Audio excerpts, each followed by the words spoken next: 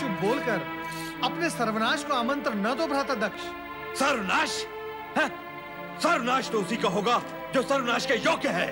हम दक्ष प्रजापति हैं, सारी प्रजा के पालन करता। हमारा अपमान करने वाले को अपमान का दंड भुगतना ही होगा। नारद, दक्ष, क्रोध के आवेश में आकर तुमने यज्ञ भूमि में जो अनर्थ कर डाला, उसका तुम्हें तनिक भी दुख नहीं है। अब यहाँ क्या करने आए? परमपिता, हम यहाँ आए दक्ष यज्ञ के निमंत्रण हेतु। दक्ष यज्ञ? कैसा दक्ष यज्ञ?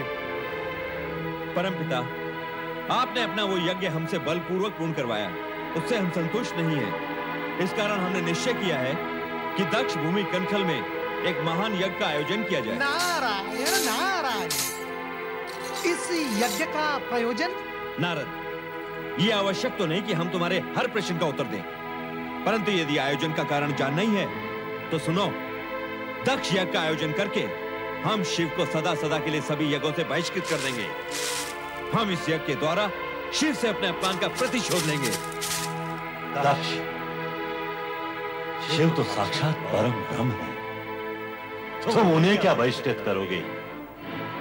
ऐसा अनुचित विचार भी अपने मन से निकाल दो। हमारा ये विचार ही नहीं, अटल निश्चय है परमपिता। हम अभी अभी श्री हरि विष्णु को निमंत्रण देकर आ रहे हैं और हमने उन्हें ये शपथ दिलाई है कि उन्हें हमारे इस यज्ञ में सम्मिलित होना ही होगा, जिसमें कैलाशपति शिव का कोई स्थान नहीं होगा। परमपिता, नारायण नारायण, भगवान शिव महेश्वर होने के साथ साथ आपके जमाता है और आपकी पुत्री सती के पति भी। उन्हें आप यज्ञ से बहिष्कृत कैसे कर सकते हैं? तुम चुप रहो नारद। हाँ? हमने शिव को इस यज्ञ से ही नहीं, अपने जीवन से भी बहिष्कृत कर दिया है। पिताश्री, आप समय से पूर्व यज्ञ में पहुंचकर पूरी व्यवस्था का संचालन कीजिए, हम यही कहने आए हैं। प्रणाम पिताश्री। नारायण नारायण, इतना क्रोध, इतना अभिमान, अवश्य दक्ष प्रजापति के सर पर दुर्भाग्य मंडरा रहा है। शिव के प्रति तीव्र रोष उन्हें कहीं का नहीं रखेगा। परमपिता, मेरी आपसे प्रार्थना है कि उस यज्ञ में आप सम्मिलित न हो। हम अपने ही पुत्र के यज्ञ में सम्मिलित नहीं हो, यह कैसे हो सकता है नारद? हमें जाना ही होगा। परमपिता, आपने एक बार तो भगवान शिवशंकर का अपमान देख लिया, क्या दूसरी बार आप वही देखने के इच्छुक हैं? उचित यही होगा कि आप उस यज्ञ का बहिष्कार करें। दुविधा में न डालो नारद, हमें अपने कर्तव्य का पालन करने दो। हमें तो बस इतना ज्ञात है कि हर कार्य शिव की इच्छा अनुसार ही होता है। पता नहीं इस बार शिव की इच्छा क्या है। दक्ष के मन में जो इतना भयंकर क्रोध भड़क रहा है, वो बता रहा है कि सदाशिव इस यज्ञ के माध्यम से कोई विशेष कार्य संपन्न कराने के इच्छुक है। वो कार्य क्या है, ये हमें भी चाहिए। नारायण नारायण, परमपिता, यदि आपको ज्ञात नहीं है तो कैलाश जाकर स्वयं भगवान शिवशंकर से पूछ लीजिए। नहीं नारद, दक्ष के पिता होने के नाते हम भी उत्तरदायी हैं। भगवान शिव के पास जाने का ये उचित अवसर नहीं है। हमें स्वयं श्री हरि विष्णु के पास जाकर इस विषय में परामर्श करना है। जैसी आपकी इच्छा, परंतु मैं इस अनर्थकारी यज्ञ को रोकने का पूर्ण प्रयत्न करूंगा। नारायण नारायण। देवादिदेव महादेव ने प्रयाग यज्ञ में दक्ष को श्राप न देकर अपने पराग पर ब्रह्म होने का परिचय दिया है, परंतु उस अज्ञानी दक्ष को यह ज्ञात नहीं कि शिव का सम्मान संपूर्ण त्रिलोकी का सम्मान है और शिव का अपमान संपूर्ण ब्रह्मांड का अपमान है। दक्ष को तो मुझे अपना पुत्र कहने में भी लज्जा आती है, लज्जा। चतुरानन, जिसे लाज आनी थी वो तो सर उठाकर घूम रहा है। दक्ष मेरे पास आमंत्रण लेकर आया था, उसने स्वयं एक और महायज्ञ का आयोजन किया है। आप वहां जाएंगे नाथ? अभी कोई निर्णय नहीं किया। हे नारायण, मेरे विचार से तो हम दोनों को वहां पहुंचना आवश्यक है, क्योंकि हो सकता है कि यज्ञ की आड़ में दक्ष शिव विरोधी कोई नाटक खेलने जा रहा हूं। प्रभु, ब्रह्मा जी की बात में औचित्य है। मैं भी उनकी बात का समर्थन करती हूँ। उचित है देवी, हम दक्ष यज्ञ में कनखल अवश्य जाएंगे। क्या कह रहे हैं आप? यज्ञ के लिए सबको आमंत्रण भेजा जा चुका है। हाँ महारानी वीरणी, कैलाशपति भगवान शिव, सती और शिव भक्त ऋषियों को छोड़कर शेष सबको यज्ञ में पधारने की सूचना दे दी है। अर्थात महाराज अपनी हट पर अड़े रहना चाहते हैं। उन्होंने इसके दुष्परिणामों की ओर तनिक भी ध्यान नहीं दिया है। कहाँ है महाराज? जी वो भगवान विष्णु और परमपिता ब्रह्मा को निमंत्रण देने स्वयं गए हैं। तो फिर शिव सती को बुलाने मैं कैलाश जाऊंगी। मैं ये अन्याय कदापि नहीं होने दूंगी, कदापि नहीं। ये हम क्या सुन रहे हैं महारानी? तुम हमारी इच्छा के विरुद्ध कैलाश जाओगी? हमारी पुत्री सती और जमाता शिव इस यज्ञ से वंचित रहे, ये मैं नहीं देख सकती। यदि आप निमंत्रण नहीं भेजते तो मुझे स्वयं वहां जाना होगा और मैं अवश्य जाऊंगी। महारानी, हमारी आज्ञा के उल्लंघन का परिणाम जानती हो। हमारा क्रोध तुम्हें इसी समय जलाकर भस्म कर सकता है। हमारी बेटी सती और शिव के साथ के संबंधों को भस्म करने से पहले आप मुझे भस्म कर दें। यदि आपका क्रोध शांत नहीं हो सकता तो क्या अर्थ है इस यज्ञ का?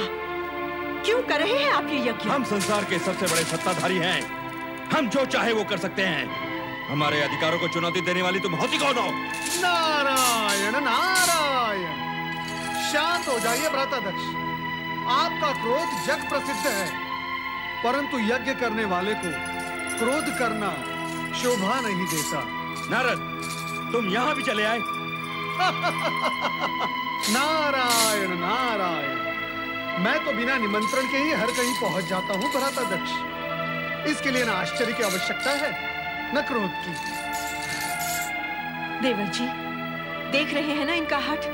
आप ही बताइए, शिव शंकर को बुलाए बिना क्या कोई यज्ञ पूर्ण हो सकता है? कदापि नहीं। शिव जी के बिना यज्ञ अधूरा ही नहीं, अनिष्टकारी भी है भ्राताध्यक्ष।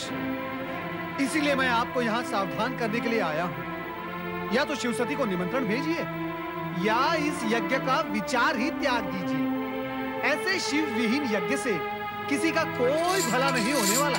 ये यज्ञ होगा और शिव सती के बिना होगा, ये हमारा निश्चय है और हम अपने अटल निश्चय को कदापि नहीं बदलेंगे।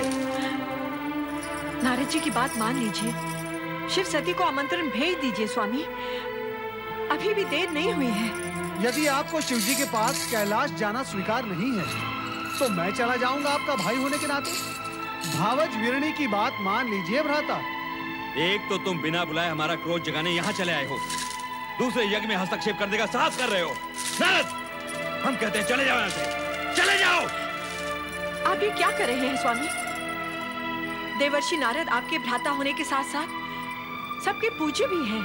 नारायण नारायण, विनाश काले विपरीत बुद्धि। किसी ने ठीक ही कहा है, जब विनाश समीप आता है तो बुद्धि भी विपरीत हो जाती है। अब मैं ना आपके इस महल में आऊंगा, ना आपके उस अनिष्टकारी यज्ञ में। भावज वीरणी, अब आज्ञा दीजिए। भगवान भोलेनाथ आपका कल्याण करेंगे। नारायण नारायण।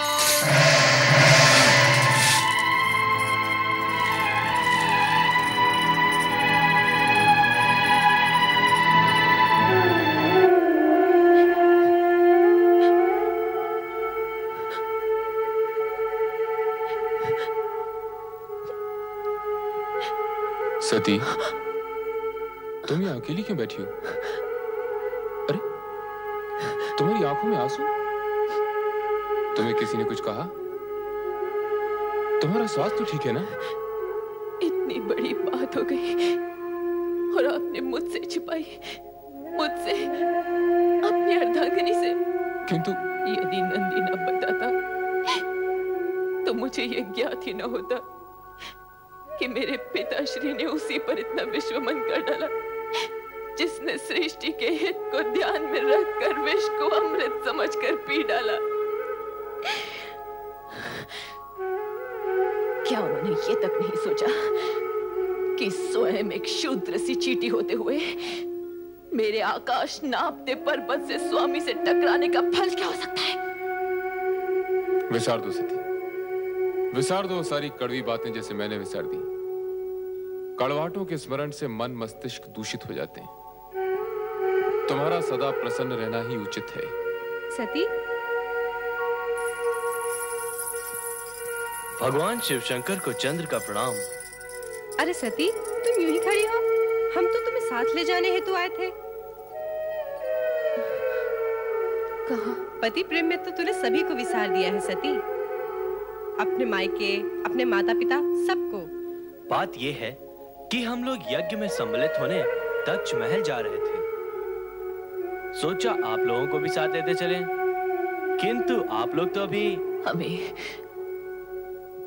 हमें पिताश्री ने निमंत्रित नहीं किया। ये कैसे हो सकता है कि हमें तो आमंत्रित करने वे स्वयं आए और तुम्हें विसार दें? यज्ञोजन कोई छोटा मोटा काम नहीं। हो सकता है व्यस्तताओं के कारण इस महत्वपूर्ण कार्य का स्मरण न रहा हो। मैं अभी जाकर स्वयं उनसे पूछकर निमंत्रण भिजवाता हूं। तो हमें अब आज्ञा दीजिए।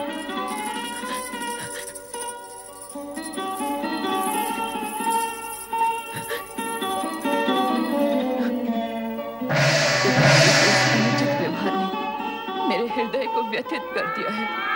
मैं स्वयं नहीं समझ पा रही हूँ कि स्थिति का परिणाम क्या होगा।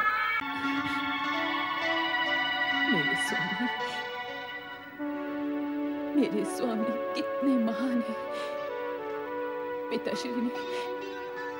पिताश्री ने भरी सभा में उनका इतना बड़ा अपमान किया और उन्होंने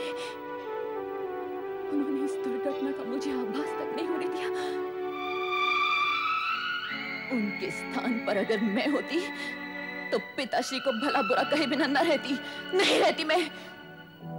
और अब ये एक अपमान के बाद और अपमान।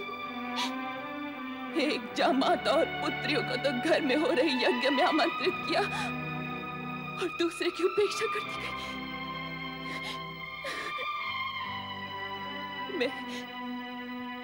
मैं क्या करूं?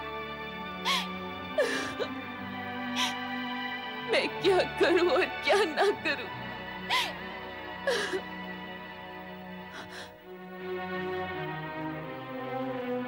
क्या मैं ये विचार दूं कि मेरे माता पिता और एक मात्र ग्रह भी है, अथवा चंद्र और रोहिणी के कहे अनुसार यज्ञ में सम्मिलित होने के लिए चली जाऊं? हाँ, नहीं,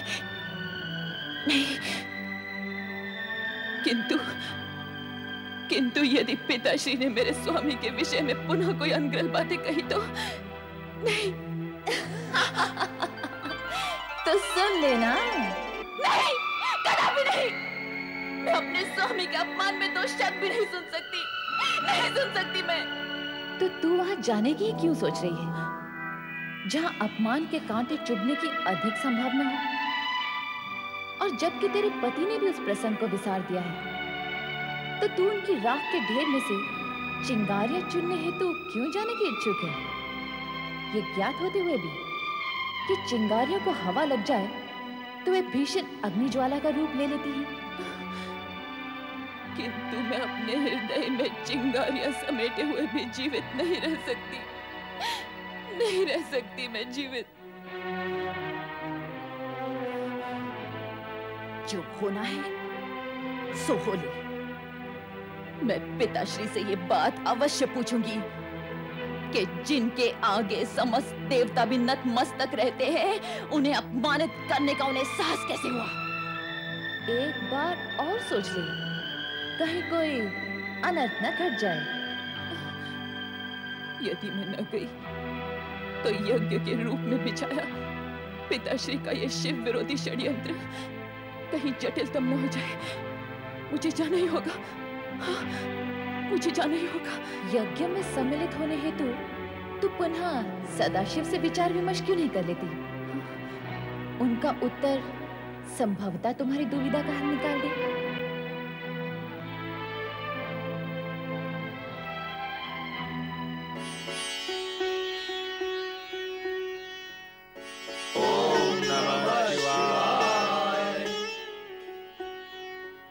सती माता की जय। प्रभु, मैं पिताश्री के यहाँ हो रही यज्ञ में सम्मिलित होने की इच्छुक हूँ। मैंने तुम्हें प्रथम भी कहा है, बिना निमंत्रण किसी सम्मानीय व्यक्ति का कहीं जाना अनुचित है। कहीं जाने का प्रश्न ही नहीं प्रभु। मुझे तो अपने मातृगृह जाना है, अपने माता पिता के घर, अपने घर। विवाह उपरांत स्त्री का घर वही होता है जो उसके पति का घर हो। ये कैलाश धामी तुम्हारा अपना घर है, तुम यहाँ की स्वामिनी हो। इसका तात्पर्य ये कि विवाहोपरांत पुत्री का माता पिता से संबंध टूट जाता है, उन्हें विसार देना ही उचित है। मैंने अपने अपमान को तो विसार दिया, किंतु यदि वहां तुम्हारा तनिक भी अपमान हुआ तो वो मुझसे सहन नहीं होगा। यही सोचकर मैं तुम्हें टोक रहा था, किंतु जब तुमने जाने का निश्चय कर ही लिया है तो जैसी तुम्हारी इच्छा। पुत्र नंदी। जी प्रभु। अपनी स्वामिनी की इच्छा पूर्ति हेतु शिवगणों को साथ लेकर इनके साथ दक्ष यज्ञ में जाओ। जैसी आज्ञा प्रभु।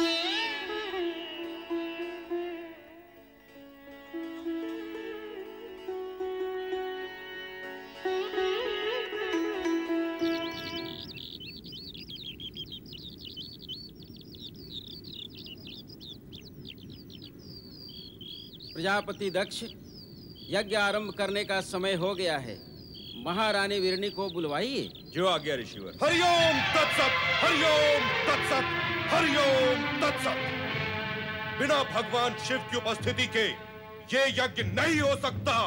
ऋषिवर, मेरे इस यज्ञ के इष्ट देव श्री हरि विष्णु जी हैं। किंतु वो मंगलमय भगवान शिव कहाँ हैं, जिनकी कृपा से समस्त मंगल कार्य संपन्न होते हैं, जिनके नेत्रों से देखे जाने पर मरुभूमि भी लहलहाती पुण्य भूमि बन जाती है। हे दक्ष, ऐसे तेजस्वी मंगलमय भगवान शिव को शीघ्र ही यहाँ बुलाकर इस यज्ञ की सफलता के प्रति पूर्ण रूप से निश्चिंत हो जाओ। देवेश्वरों, यदि वो परम शिव देवी जगदम्बा सहित यहाँ आ गए तो ही यह यज्ञ पूर्ण हुआ समझो, अन्यथा नहीं। ये मेरा सत्य वचन है। अपना सत्य वचन अपने पास ही रखो ददेच। जब सभी देवताओं के मूल भगवान श्री हरि विष्णु जी यहाँ उपस्थित हों, लोक पितामह ब्रह्मा वेदों, उपनिषद और विविध आगमों के साथ यहाँ पधार चुके हों, देवगणों के साथ देवराज इंद्र भी अपना आसन ग्रहण कर चुके हों, वेद और वेदाय को जानने वाले ऋषिगण भी इस यज्ञ की गरिमा बढ़ा रहे हों, तो हमें उस शिव से क्या प्रयोजन जो अकुलीन, अनाथ और आत्म प्रशंसक है। वो इस यज्ञ में बुलाए जाने के योग्य ही नहीं है। तुम जो चाहे तर्क देते रहो दक्ष, परंतु मैं तो मात्र एक ही बात कहूंगा कि बिना भगवान शिव की उपस्थिति के तुम्हारा ये यज्ञ अयज्ञ हो गया। तुम्हारा विनाश निश्चित है दक्ष, निश्चित है तुम्हारा सर्वनाश, निश्चित है तुम्हारा सर्वनाश। माते, माते, मैं कितनी बार आपसे पूछ चुकी हूँ कि पिताश्री ने भगवान शिव और बहन सती को यज्ञ के लिए आमंत्रित क्यों नहीं किया, किंतु आप कोई उत्तर ही नहीं देती। आप कुछ बोलती क्यों नहीं माते? क्या बोलूं पुत्री, यही कह सकती हूँ कि विनाशकाली विपरीत बुद्धि। तुम्हारे पिता से मैंने शिव सती को निमंत्रण भेजने का इतना आग्रह किया, किंतु उनके हट के आगे मैं हार गई। घर में इतना बड़ा यज्ञ का आयोजन है, हर्षोत्साह का वातावरण है, किंतु मेरा हृदय किसी अनजान अनिष्ट की आशंका से काम जाता है। महारानी जी, महारानी जी, स्वामी ने। क्या हुआ मंगला, इतनी व्याकुल क्यों हो? यज्ञ भूमि में ददीच और स्वामी के बीच भगवान शिव की अनुपस्थिति के कारण कहासुनी हो गई। क्रोध से भरे मुनि और अनेक शिव भक्त यज्ञ भूमि से उठकर चले गए। जिसका मुझे डर था वही हुआ।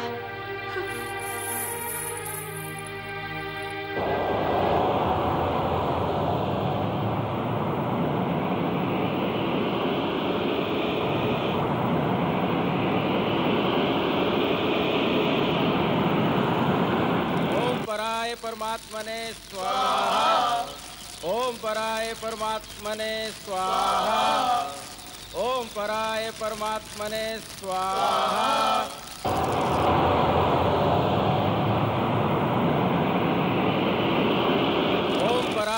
परमात्मने स्वाहा।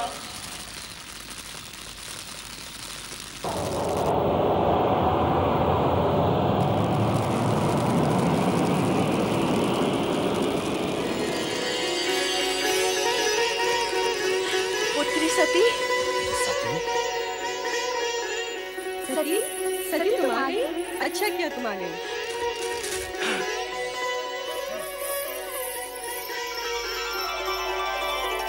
पुत्री सती, तुम आ गई। ये तुमने बहुत अच्छा किया। जब से तुम्हारी सब बहनें आई हैं, तब से मैं तुम्हारा ही स्मरण किए जा रही हूँ। आओ, यज्ञ आरंभ हो चुका है। आओ। मैं यज्ञ में सम्मिलित हो नहीं, ये पूछने आई हूँ कि मेरे स्वामी शिव शंकर को इस आयोजन के निमित्त आमंत्रित क्यों नहीं किया गया।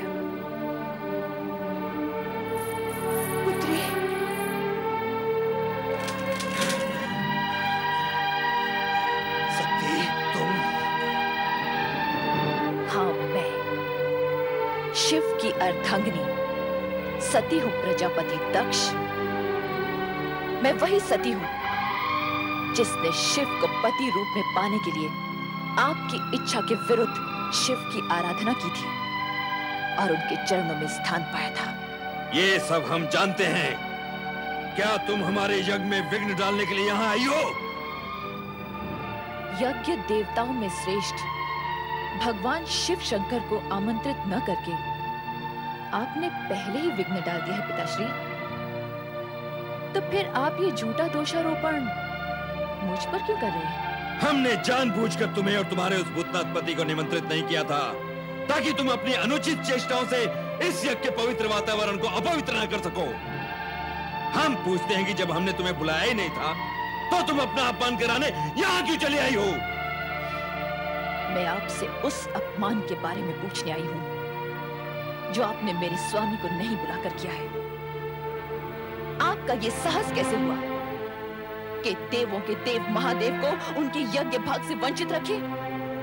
और आपने ये कैसे सोच लिया कि यज्ञ को शिव से वंचित रखने का भारी अपराध करने पर भी आपसे कोई पूछने तक नहीं आएगा? मैं आपसे पूछती हूँ पिताश्री, जब आपने अपनी सभी अन्य पुत्रियों और जामाता को सहर्ष इस यज्ञ में सम्मिलित किया है तो फिर मुझे क्यों नहीं? मेरे पति महादेव को क्यों नहीं? इसलिए कि तुम्हारा पति महादेव कहलाने के योग्य ही नहीं है। वह कुलीन अमंगलकारी, वेदों से बहिष्कृत और क्लेशधारी है।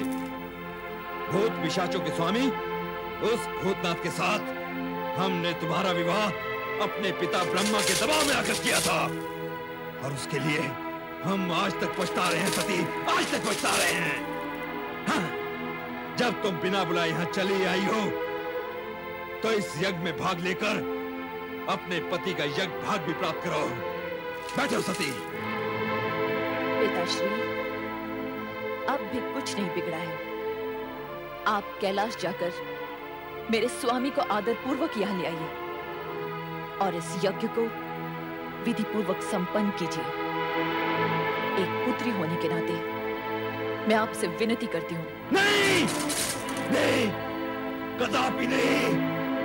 हम उस ढोंगी पाखंडी भवोद्धारी को इस यज्ञ में कदापि आमंत्रित नहीं करेंगे। हम नहीं चाहते कि उसके अपावन नाम की छाया भी इस पावन यज्ञ पर पड़ने पाए।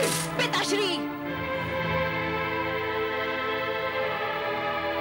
परम पावन शिव को अपवन कहकर अपने आप का पवन न कीजिए। आप जैसे शिव द्वेषी को शिव निंदा करते हुए देखकर मुझे आपकी पुत्री होने पर लज्जा होने लगी है। हे विधाता, आपने मुझे ऐसे पिता की पुत्री क्यों बनाया जो सर्वोत्कृष्ट परमात्मा शिव की स्तुति करने के बदले उनकी निंदा कर रहा हो? सती, बंद करो ये नाटक। अभी तुमने अपने पति के दोषों का बखान सुना ही कहां है? यदि मैं तुम्हारे उस कर्महीन पति के दोषों को गिनाने लगूंगा तो समस्त ब्रह्मांड की गिनती भी कम पड़ जाएगी।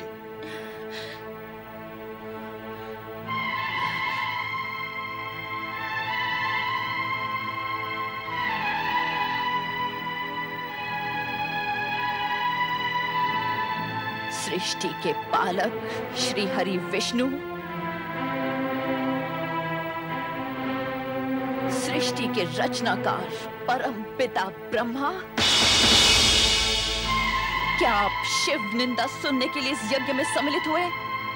जिन सदा शिव की कृपा दृष्टि पाने के लिए आप उनकी स्तुति करते करते नहीं थकते, उन्हीं शिव की निंदा सुनते हुए आप मूर्ति के समान निश्चेष्ट बैठे? क्या आपके प्राण सुध बुद्ध खो बैठे? क्या आपकी अंतरात्मा मर चुकी है? महाराज दक्ष, शिव पत्नी सती इस यज्ञ के वातावरण को दूषित कर रही है। इसे रोकिए और यज्ञ से बहिष्कृत कीजिए। जो व्यक्ति स्वयं यजमान दक्ष प्रजापति का सरासर अपमान कर रहा हो, वो यज्ञ में रहने के योग्य नहीं है, भले ही वो आपकी पुत्री ही क्यों न हो।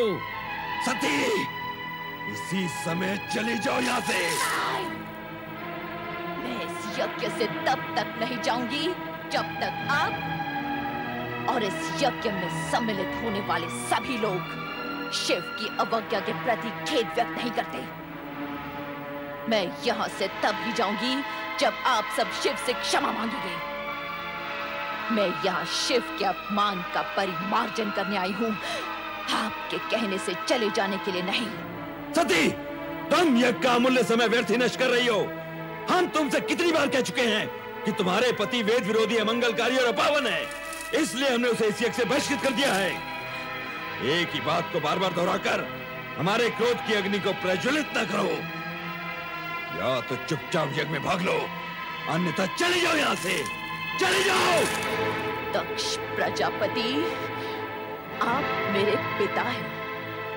तनिक इतना तो सोचिए कि अपने पति के अपमान का परिमार्जन न कर पाने पर आपकी ये पुत्री शिव को क्या मुंह दिखाएगी? क्या मैं कैलाश लौटकर शिव से ये कहूंगी कि मैं आपकी निंदा सुनने वहां गई थी?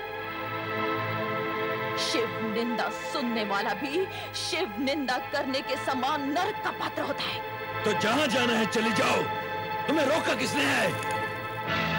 किंतु एक बात अच्छी तरह समझ लो सती, जिस शिव ने हमारा सरासर अपमान किया है, उसी शिव से अपने अपमान का प्रतिशोध लेने के लिए हमने इस महायज्ञ का आयोजन किया है।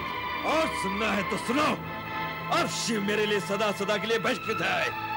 वो भूतनाथ, शमशान में पड़े रहने वाला अघोरी, नंग धड़ंग अवधूत,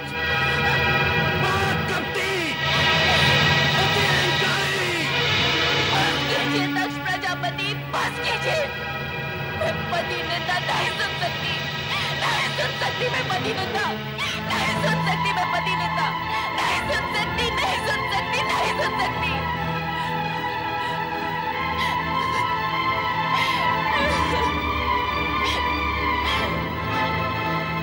मेरे स्वामी,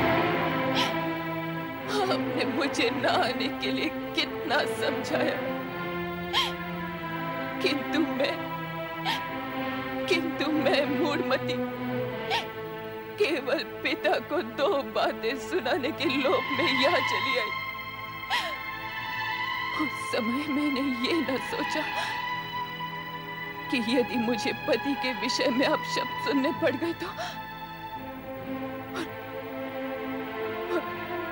अब तो मैं अपने स्वामी को अपना मुंह भी नहीं दिखा सकती।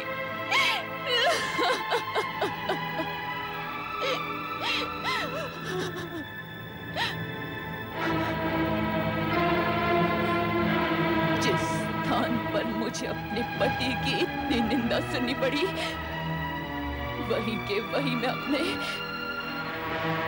इस देह का त्याग कर दूंगी।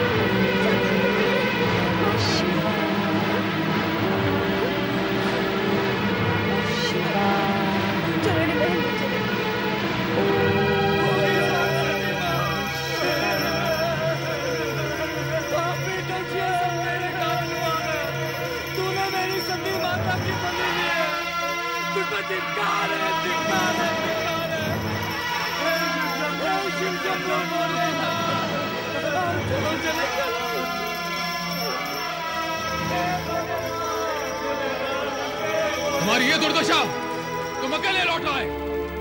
देवी सती कहाँ है? देवी सती कहाँ है?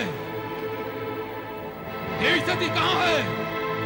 यज्ञ में दक्ष ने आपका अपमान किया, आपकी निंदा की। ये सुनकर माता सती ने ये कहा कि उनको जीवित रहने का कोई अधिकार नहीं, और ये कहा कि आपको अपना मुख दिखलाने का भी कोई अधिकार नहीं। और ये कहते कहते आत्मदाह कर लिया। नहीं, नहीं, नहीं!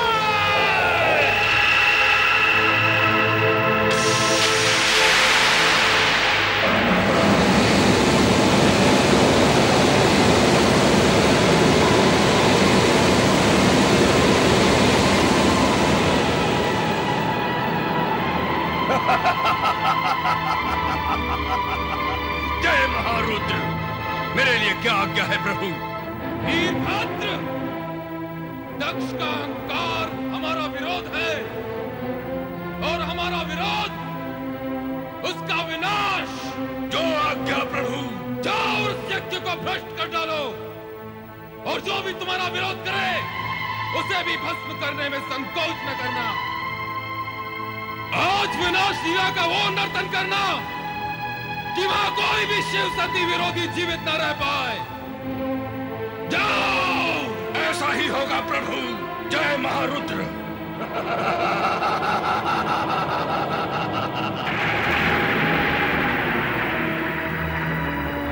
रे दुराचारी दक्ष, तेरे इस यज्ञ का विनाश हो जाएगा। तुझ पर दुर्भाग्य और विपत्तियों का आक्रमण होगा, और उससे तेरी रक्षा करने का किसी ने प्रयत्न भी किया तो उसका अंत निश्चित है। कुछ ही समय में यहाँ विनाश का तांडव होने वाला है। विनाश का तांडव होने वाला है। विनाश का तांडव होने वाला है।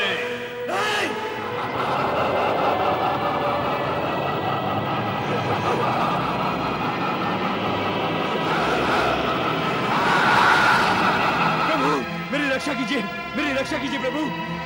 दक्ष, शिव की निंदा और उपेक्षा करके तुमने वो दंडनीय अपराध किया है जिससे तुम्हें कोई नहीं बचा सकता, स्वयं मैं भी नहीं।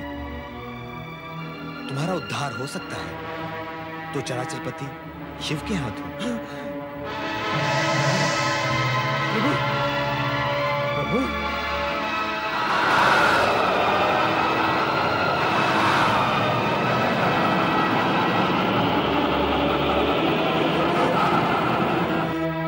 प्रभु, अब इस संकट से आप ही मुझे उबारिए।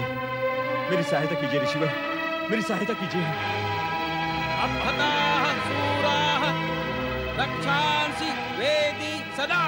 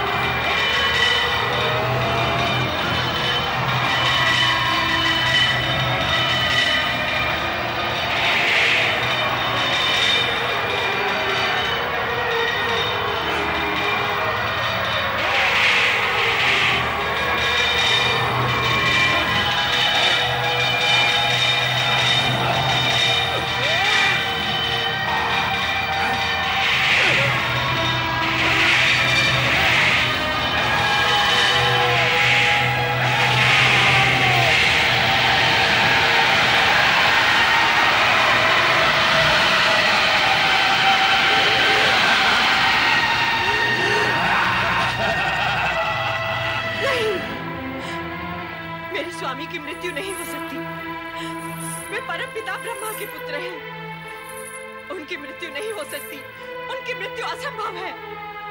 तुम्हारा कथन मिथ्या है, मिथ्या। नहीं महारानी, ये सत्य है। प्रजापति महाराज दक्ष अब इस संसार में नहीं रहे। क्या मेरे स्वामी इस संसार में नहीं रहे? मेरा सुहाग मिट गया है। यदि मेरा सुहाग मिट गया है तो मैं जीवित रहकर क्या करूंगी? मैं अपने प्राण त्याग दूंगी, मैं अपने प्राण त्याग दूंगी। नहीं माते, नहीं, धैर्य रखिए माते। इतना दुखी मत होइए माते। नहीं, मेरे स्वामी के बिना मेरा जीवन व्यर्थ है। मेरा जीवन व्यर्थ है। मैं जीना नहीं चाहती, मैं जीना नहीं चाहती, मैं नहीं रहना चाहती। शांत हो जाइए माते, शांत हो जाइए। दक्ष प्रजापति जीवित हैं। क्या? मस्तक विहीन होने के उपरांत भी उनका शरीर निस्तेज नहीं हुआ है। शिव इतने कठोर नहीं माते कि किसी के प्राण हर ले। उन्होंने तो पिताश्री को केवल उनकी करनी का दंड दिया है। अब आप ये शोक त्याग दीजिए और शिव जी से प्रार्थना कीजिए कि वो शीघ्र से शीघ्र पिताश्री को पुनर्जीवित कर दें। मैं शिव से प्रार्थना करूं अपने पति को जीवन दान देने के लिए? मैं तो, क्या वो मेरी प्रार्थना सुनेंगे? हाँ माते, शिव शंकर दयालु हैं। वे अपने भक्तों की प्रार्थना अवश्य सुनेंगे। शिव ने ही तो हमारे पति को मृत्यु के मुख से बचाया था। क्या आपको ज्ञात नहीं माते? तुम्हारे पति चंद्रदेव तो शिव के भूषण हैं, शिव के परम प्रिय हैं। इसीलिए शिव ने उन्हें जीवन दान दिया। परंतु मेरे पति तो शिव के द्रोही थे। मेरे पति के समान शत्रुता तो संसार के किसी प्राणी ने शिव के साथ न की होगी। ऐसे शिवद्रोही को भला शिव कैसे क्षमा कर सकते हैं? मैं किस मुंह से शिव से अपने पति के अपराधों की क्षमा मांग लूं रोहिणी? कैसे कि किसी के प्राण हर ले। उन्होंने तो पिताश्री को केवल उनकी करनी का दंड दिया है। अब आप ये शोक त्याग दीजिए और शिव जी से प्रार्थना कीजिए कि वो शीघ्र से शीघ्र पिताश्री को पुनर्जीवित कर दें। हर हर महादेव, हर हर महादेव। भावज्वीरणी, महादेव तो करुणा के सागर हैं। उनकी जो सच्चे मन से प्रार्थना करता है उसे सब इच्छित मिल जाता है। प्रणाम देवर्षि। प्रणाम देवर्षि। देवर जी, उस दिन आपने कहा था आप कभी इस महल में चरण नहीं रखेंगे, किंतु आज आप मुझे सांत्वना देने यहाँ आए हैं अपना प्रण तोड़कर। नारायण नारायण। नारद अपना कर्तव्य कभी नहीं भूलता भावज्वीरणी, चाहे फिर उसके लिए उसे अपना प्राण ही क्यों न तोड़ना पड़े। विश्वास रखो भावज, आपका सुहाग अखंड है और अखंड ही रहेगा। भ्राता दक्ष का धड़ यद्यपि निश्चेष्ट होकर यज्ञ भूमि में पड़ा है, फिर भी उसमें प्राण शेष है। और जैसे ही शिव जी की कृपा होगी, भ्राता दक्ष पुनर्जीवित होकर उठ बैठेंगे।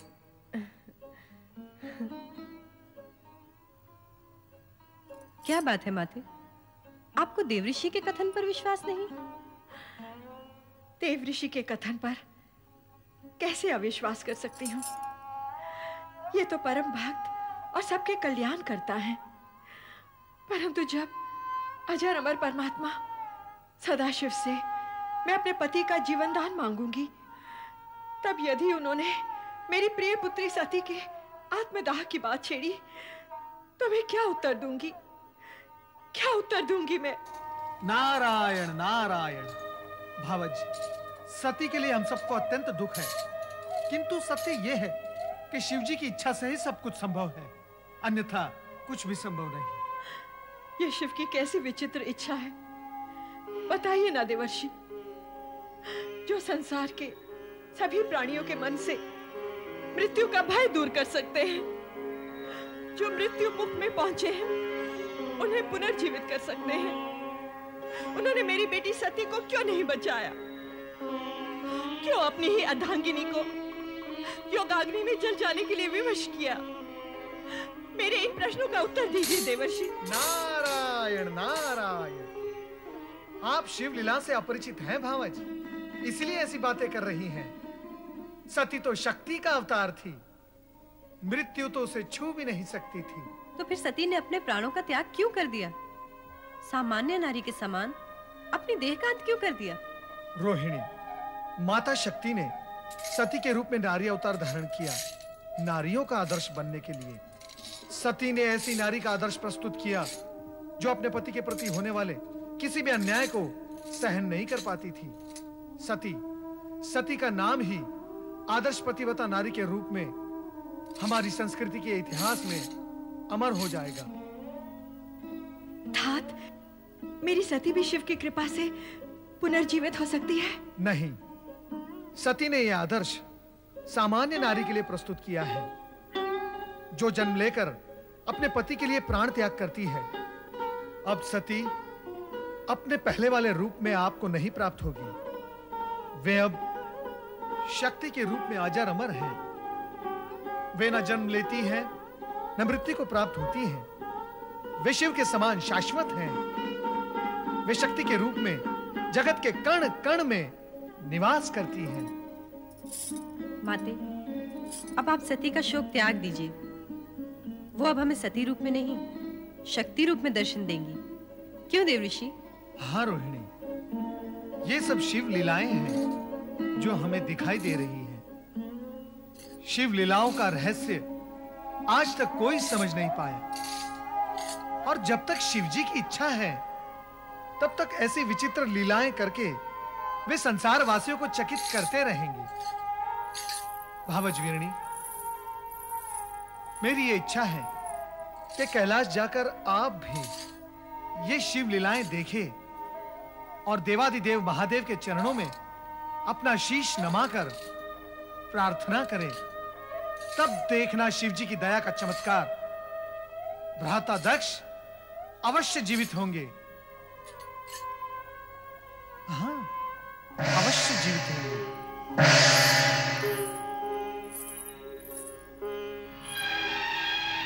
अवश्य जीवित होंगे। अवश्य जीवित होंगे। अवश्य जीवित होंगे। अवश्य जीवित होंगे। अवश्य जीवित होंगे।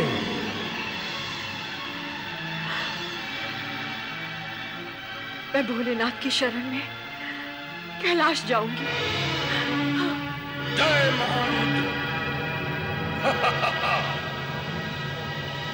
ऐ महाबलयंकर, आपकी आज्ञा के अनुसार दुष्ट दक्ष का अंत कर दिया और उसके सर को काटकर यज्ञ कुंड में स्वाहा कर दिया। वीरभद्र, तुम मेरी आज्ञा का पालन कर धन्यवाद के पात्र हो गए हो। सभी गणों में सर्वश्रेष्ठ हो, यशस्वी भव। जय महारुद्र।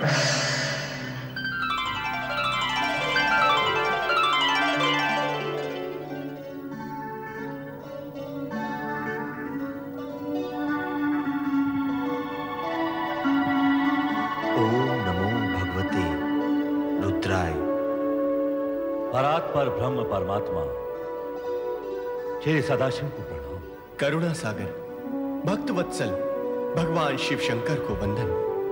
हे चराचरपति सम्राट शिव शंकर, कृपा सागर,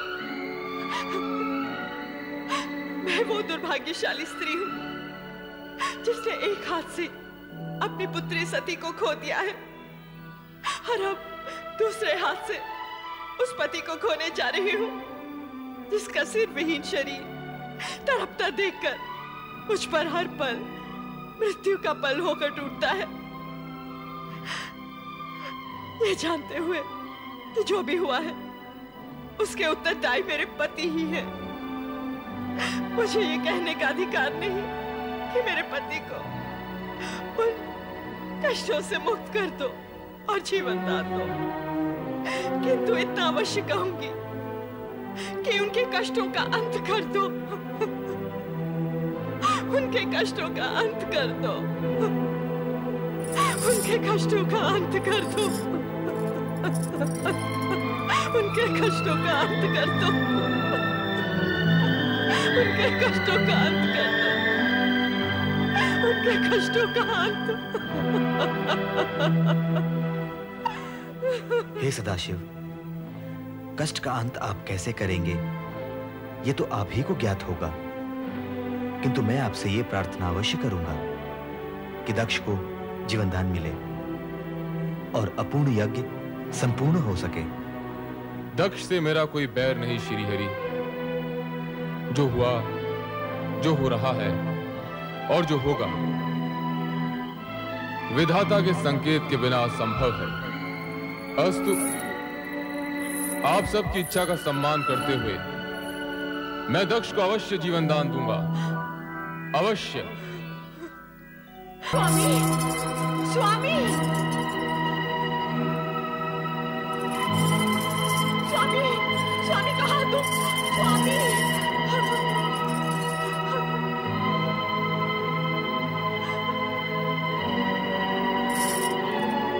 स्वामी ये क्या हो गया? ये क्या हो गया स्वामी? स्वामी,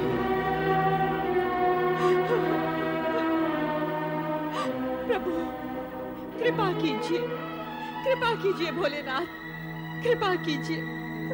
प्रजापति दक्ष वृथा अभिमान से उपजे अपने भयंकर अपराधों का दंड तुम्हें मिल गया है।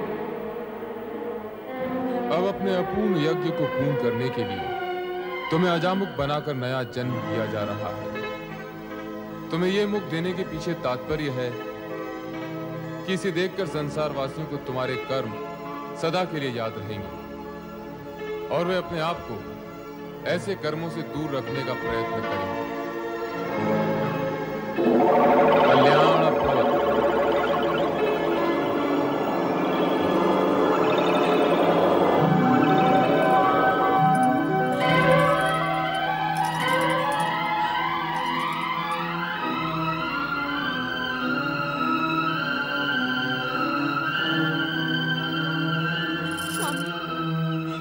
स्वामी आपको जीवन दान मिल गया, मेरा जीवन धन्य हो गया। हे देवाधिदेव, हे महादेव, हे भोलेनाथ, आपने मुझ जैसे नराधम को जीवन दान क्यों दे दिया? क्यों जीवन दान दे दिया प्रभु? ये अहंकार का मारा दक्ष तो हत्यारा है प्रभु, हत्यारा। अपनी पुत्री का और इन सब का जो यहाँ यज्ञ का फल लेने आए थे। हे प्रभु, इस दुष्ट नीच खल दक्ष को आपने पुनर्जीवन दे दिया, आपने पुनर्जीवन दे दिया प्रभु। इस उपकार के लिए मैं सदा सदा के लिए आपका आभारी रहूंगा, आपका कृतज्ञ रहूंगा प्रभु। दक्ष प्रजापति, मैंने तुम्हें यज्ञ का संपूर्ण फल दिया, अब आप यज्ञ पूर्ण कीजिए।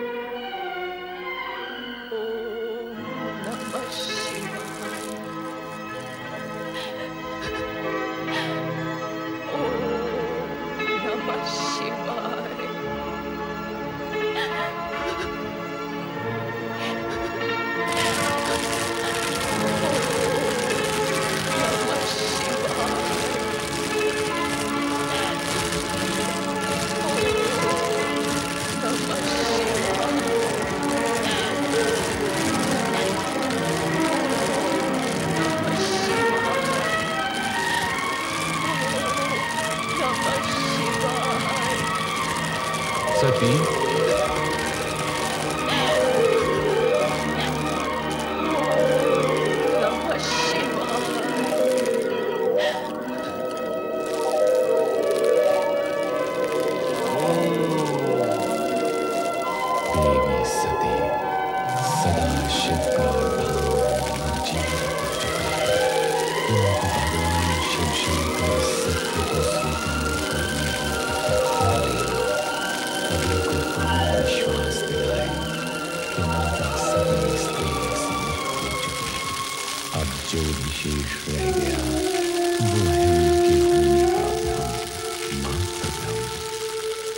सती, सती, सती, सती, मैं तुम्हें इतनी देर से पुकार रहा हूं, फिर भी तुम मौन क्यों हो? मेरी पुकार को नकार क्यों रही हो प्रिय? तुम्हें तो तुम्हारा ये पति अत्यधिक प्रिय है ना? तुम्हारा आराध्य इष्ट सभी कुछ है ना? मेरे नेत्र के इंगत मात्र से तुम मेरे हृदय की भाषा समझ लेती हो, किंतु आज ऐसे मीठे स्वप्नों में खोई हुई हो कि मेरा आर्तनाद भी तुम्हें सुनाई नहीं दे रहा है। हंस रही हो तुम? इतनी महान भूल करने के बाद भी हंस रही हो? तुम्हें कितना समझाया, वर्जना भी दी कि बिना आमंत्रण कहीं जाना अशोभनीय और असम्मानजनक होता है, विशेष रूप से वहां जहां तुम्हारे पति के विरोधी हों, उन्हें अपमानित करने का अवसर खोजते रहते हो। किंतु तुम्हारा क्रियाहट मेरी बात पर भारी पड़ गया।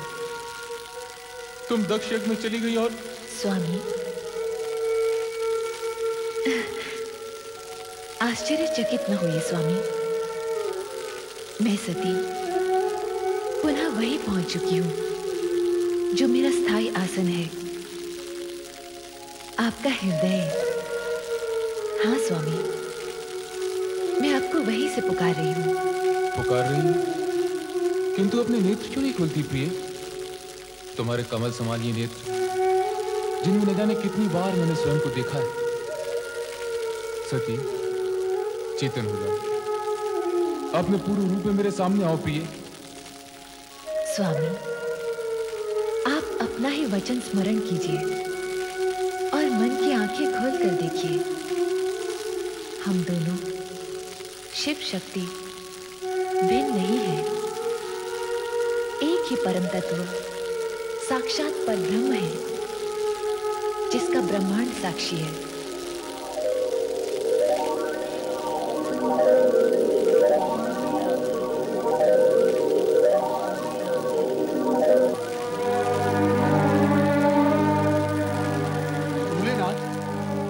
भोलेनाथ, नारद का प्रणाम स्वीकार हो। मंगल हो। प्रभु, आप कहाँ जा रहे हैं? देवी सती हमसे रुष्ट हो गई है। भोलेनाथ, आप ये कैसी बातें कर रहे हैं? क्यों? क्या सदा पत्नी को ही पति का साथ देना चाहिए, पति को नहीं? हम अपनी रुष्ट प्रिया का साथ कभी नहीं छोड़ेंगे। भोलेनाथ, क्या इतने पर भी आपको वास्तविकता समझ में नहीं आई? तुम हमारा समय नष्ट कर रहे हो नारद। तुम्हारी बातें सुनकर सती और अधिक रुष्ट हो जाएगी। रुष्ट? हे त्रिकालदर्शी, बिना प्राण की देह कहीं रुष्ट होती है भला? नारद! भोलेनाथ, मुझ पर क्रोधित होने से सत्य झुटलाया नहीं जा सकता। और सत्य यह है कि आप जिसे प्रिया का रुझान समझ रहे हैं, वो आपका मात्र भ्रम है। भ्रम। प्रभु देह बोलती नहीं, भ्रम बोलता है। तुम ये कहना चाहते हो कि सती, हमारी सती मात्र देह है? मात्र देह? खेद की बात यही है प्रभु कि आप जिसे देवी सती समझ रहे हैं, वो मात्र निर्जीव देह है। नारद, मैं तुम्हें भस्म कर दूंगा। सती शक्ति है, शक्ति अमर है, शक्ति जगत माता है, और तुम जगत माता को निर्जीव और देह कहकर अपमानित कर रहे हो। प्रभु, आज आप ये क्या कह रहे हैं? आप सामान्य मनुष्य की भांति भावुकता में डूबे जा रहे हैं। एक शब्द नहीं, आगे एक भी शब्द नहीं। यदि अब तूने कुछ भी अनर्गल कहा तो तू मेरे क्रोध से बच नहीं पाएगा। दूर हो जा, दूर हो जा मेरी दृष्टि से, दूर हो जा।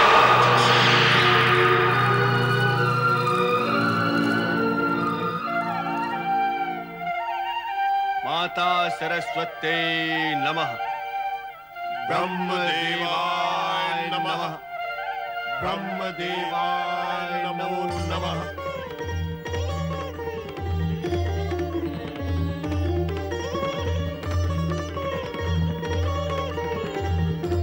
देवराज इंद्र एवं समस्त देवताओं का ब्रह्मलोक में स्वागत है।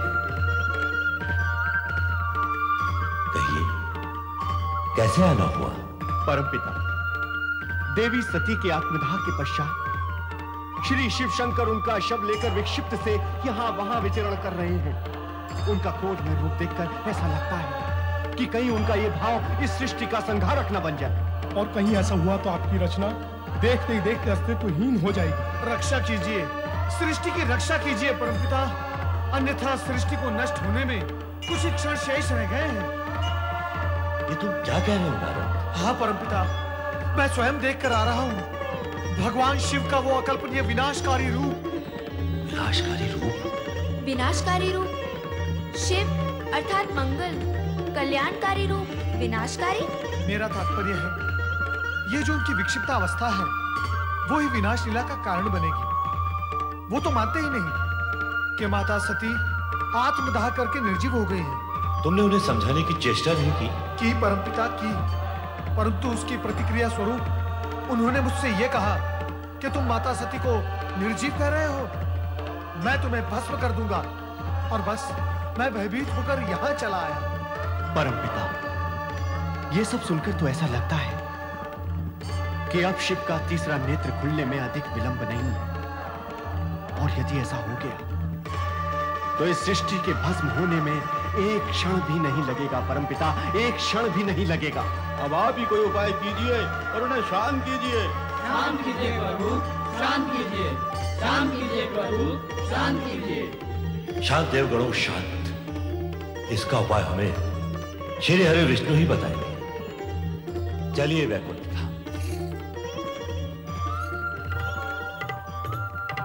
ये नहीं हो सकता महाप्रभु कि आप भगवान शिव शंकर को इस मुंह से मुक्त न कर सके, किंतु आप तो।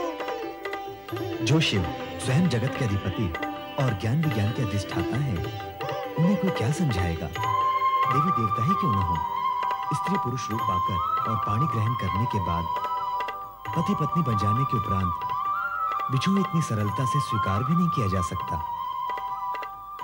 शिव को वास्तव में यह लग रहा होगा जैसे वो अपने अर्धांग से विलग हो गए हैं।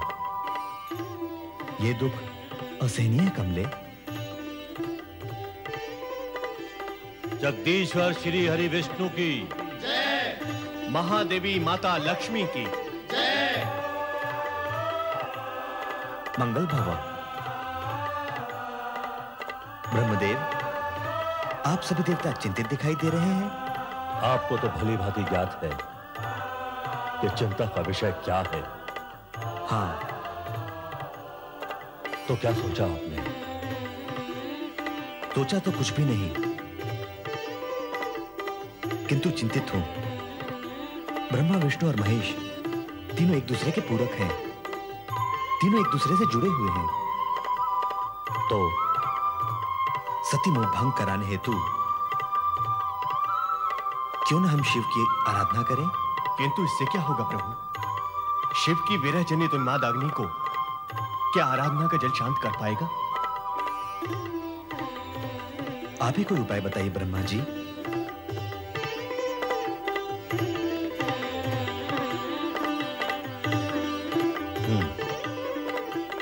बहुत सोचने के पश्चात एक उपाय मन में आया तुम्हें। तो बताइए ना परमपिता, शुभस्य शीघ्रम। बताऊंगा, किंतु उसे कार्यान्वित श्री हरि विष्णु को करना होगा। आप कहिए तो सही। अपने सुदर्शन चक्र से सती का शव विच्छेद करना। क्या? हाँ, शिव का सती मोह भंग कराने हेतु क्या आवश्यक है?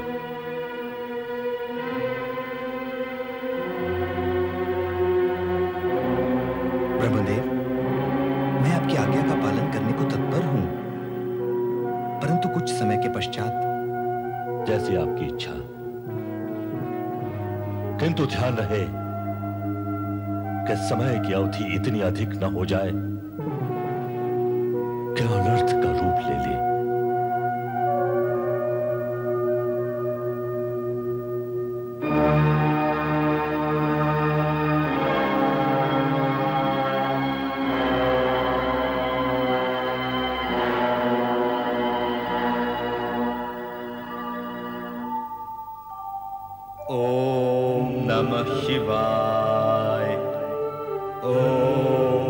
नमः शिवाय। ओम नमः शिवाय। ओम नमः शिवाय। ओम नमः शिवाय। ओम नमः शिवाय। ओम नमः शिवाय। ओम नमः शिवाय।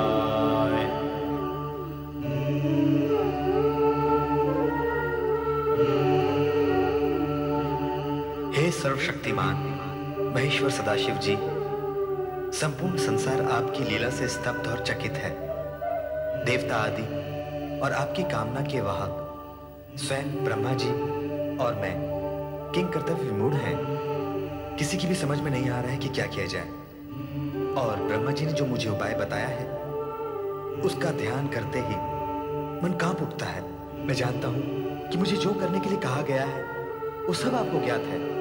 अब आप स्वयं ही मेरा मार्गदर्शन करें प्रभु, और मुझे बताएं कि मुझे क्या करना है। ओम नमः शिवाय। ओम नमः शिवाय। ओम नमः शिवाय। ओम नमः शिवाय।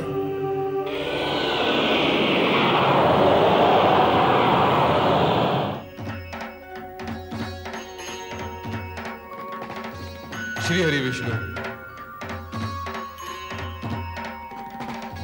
सभी शिव लीलाओं का कोई न कोई उद्देश्य है। जिस प्रकार मेरे स्वरूप में अनेक रूप छिपे हुए हैं, वैसे ही मेरी हर क्रिया के पीछे भी एक उद्देश्य छिपा हुआ है। ब्रह्मा विष्णु दोनों में ही शिव का अंश प्रकाशित है। अतः विश्व कल्याण के लिए तुम जो कुछ भी करोगे वो मुझे स्वीकार होगा। यूं भी लोकपालक होने की दृष्टि से तुम्हें वही करना है जिसमें लोकहित निहित है।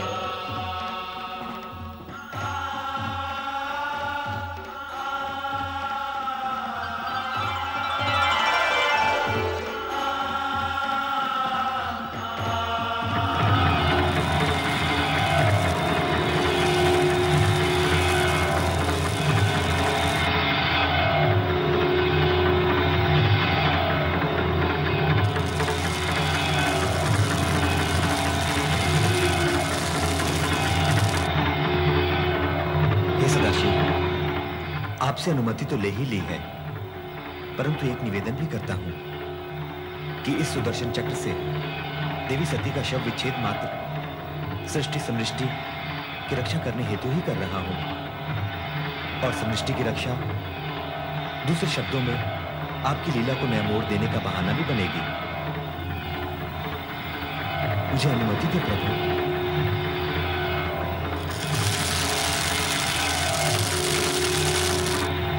अंत में श्री हरि विष्णु ने सुदर्शन चक्र चलाया, जिसने शिव तत्पश्चात सती के चरण स्पर्श किए।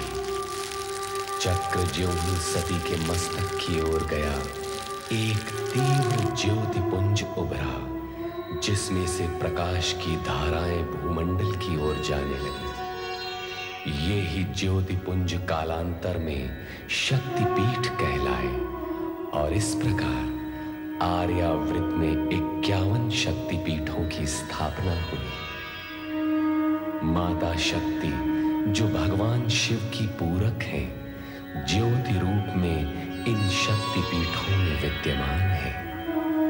शिवजी ही सभी देवी देवताओं के आराध्य हैं। उनका ही नाम सदा स्मरण करने वाले ब्रह्मा आज ब्रह्मलोक में ओम नमः शिवाय पंचाक्षरी मंत्र के साथ साथ माता शक्ति का जप भी बार बार कर रहे हैं। ओम नमः शिवाय। ओम ऐं ह्रीं क्लीं चामुण्डायै विद्यै। ओम नमः शिवाय। ओम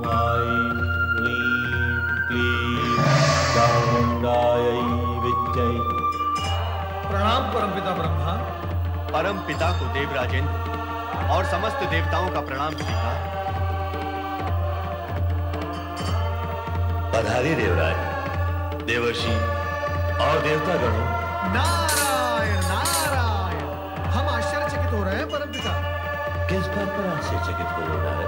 आप तो केवल ओम नमः शिवाय कहकर ही शिव जी का ध्यान किया करते थे, परंतु अब तो आप शिव जी के साथ साथ माता शक्ति का भी ध्यान करने लगे। नारायण नारायण। तुम तो जानते हो नारद कि शिव के बिना शक्ति और शक्ति के बिना शिव पूर्ण नहीं होते। यदि ऐसा है तो पहले आप केवल शिव की ही आराधना क्यों करते थे परमपिता? उस समय माता शक्ति ने सती का अवतार ले लिया था, शिव संगिनी बन गई थी। शिव के लिए की गई आराधना अपने आप माता शक्ति के चरणों में पहुंच जाती थी। और अब सती विलीन होकर पुनः माता शक्ति में लीन हो गई। माता शक्ति अदृश्य रूप में भी सर्वत्र विद्यमान है। किंतु परमपिता, एक रहस्य हमारी समझ में नहीं आया। कैसा रहस्य? भगवान श्री हरि विष्णु के चक्र से माता सती की देह के 51 खंड हुए जो आर्यवर्त पर गिरे। उन स्थानों पर 51 शक्तिपीठों की स्थापना हुई। इसका रहस्य क्या है? यह रहस्य तो सीधा और सरल है नारद। सती के शरीर के खंड खंड होते ही माता शक्ति की ज्योति प्रकाशित हो उठी। इन शक्तिपीठों में ज्योति रूप में साक्षात माता शक्ति विराज रही है। जो भक्त इन स्थानों पर तंत्र मंत्र की सिद्धि प्राप्त करने के लिए शक्ति आराधना करेगा, उसे मां शक्ति अचल सिद्धि प्रदान करेगी। परमपिता, माता शक्ति निर्गुण निराकार है या उनका कोई रूप भी है? शक्ति शक्ति है देवराज। वह अपने भक्तों को सिंह वाली शक्ति के रूप में दर्शन देती। मां शक्ति सदा सिंह पर ही सवारी करती है। हाँ, सिंह वनराज है। सभी पशुओं में सबसे अधिक शक्तिशाली होता है सिंह। मां शक्ति सिंह जैसे पशु के बल पर विजय प्राप्त करके उसे अपने अधीन रखती है। इसीलिए मां शक्ति का हर भक्त भी सिंह के समान शक्तिशाली और निर्भय होता है। धन्य हो मां शक्ति, धन्य हो। मां शक्ति के अनुपम रूप का वर्णन सुनकर मन में उनके दर्शनों की जिज्ञासा जाग उठी। देवराज इंद्र, आइए हम सब मिलकर मां शक्ति का ध्यान करें। अवश्य देवर्षि। या देवी सर्वभूतेषु, या देवी सर्वभूतेषु मातृरूपेण संस्थिता, मातृरूपेण संस्कृता। नमस्तस्यै नमस्तस्यै नमस्तस्यै नमस्तस्यै नमस्तस्यै नमो नमः नमस्तस्यै नमो नमः। या देवी सर्वभूतेषु, या देवी सर्वभूतेषु शक्तिरूपेण संस्थिता, शक्तिरूपेण संस्थिता। नमस्तस्यै नमस्तस्यै नमस्तस्यै नमस्तस्यै नमस्तस्यै नमो नमः नमस्तस्यै नमो नमः।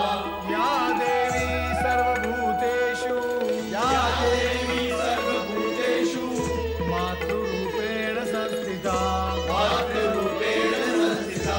नमस्तस्यै नमस्तस्यै नमस्तस्यै नमस्तस्यै नमस्तस्यै नमो नमः नमस्तस्यै नमो नमः। या देवी सर्वभूतेषु, या देवी सर्वभूतेषु शक्तिरूपेण संस्थिता, शक्तिरूपेण संस्थिता। नमस्तस्यै नमस्तस्यै नमस्तस्यै नमस्तस्यै नमस्तस्यै नमो नमः नमस्तस्यै नमो नमः।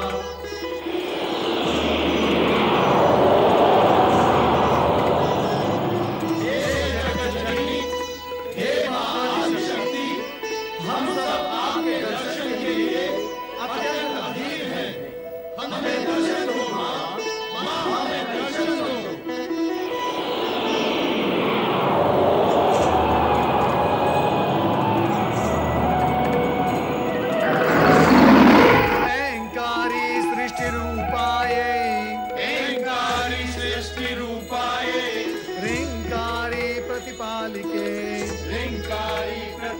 काल के क्लिंकारी काल रूपेणे क्लिंकारी काल रूपे बीज रूपे नमोस्तुते बीज रूपे नमोस्तुते। हे माता शक्ति, आप भगवान शिवशंकर की अभिन्न संगिनी हैं। आप पुनः सगुण अवतार लेकर कब दर्शन देंगे? शिव और शक्ति अभिन्न है। मैं शिव के अंदर ही समाई हुई हूँ और भक्तों की पुकार पर समय समय पर प्रकट होती रहती हूँ। किंतु हे शक्ति माता, हम सब ये जानने के लिए उत्सुक हैं कि आप पुनः कब अवतार लेंगे। उसके लिए तुम्हें लंबी प्रतीक्षा करनी होगी देवराज। जब घटनाएं नए मोड़ लेंगी और शिव को मेरी आवश्यकता प्रतीत होगी, तब मैं नारी रूप में अवश्य जन्म लूंगी।